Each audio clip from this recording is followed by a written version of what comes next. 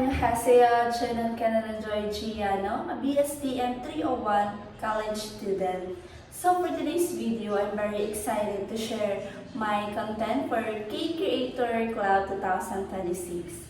So for today's video, I will be eating or mukbanging the Korean cheese ramen. So let me show you how to prepare the instant noodles.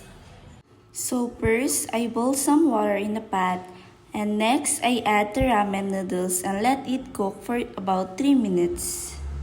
After that, I add the seasoning that comes with the ramen. This gives the ramen its spicy and savory Korean flavor.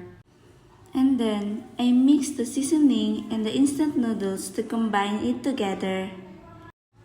And also, I add some powdered milk on the top of noodles and make the ramen creamy and delicious. Finally, I mix everything together, and now my cheese ramen is ready to eat. And now I'm excited to mukbang the cheese ramen. Cheese ramen is one of the most popular Korean comfort food. It is famous for its spicy, savory noodles mixed with creamy and melted cheese that makes the flavor richer and more delicious. Many Korean mukbang creators love eating ramen because it's simple, satisfying, and perfect to enjoy while sharing fun moments with viewers.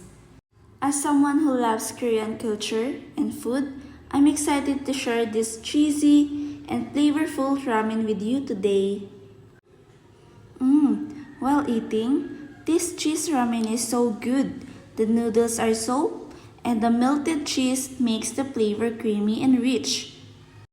Cheese ramen is a very popular Korean food because it combines the spicy taste of Korean ramen with the smooth and delicious taste of cheese. I really enjoy the Korean food and Korean culture, and mukbang is a fun way to share that experience with everyone. Thank you for watching my content. I hope I can be part of the Cake Creator Club 2016. 감사합니다.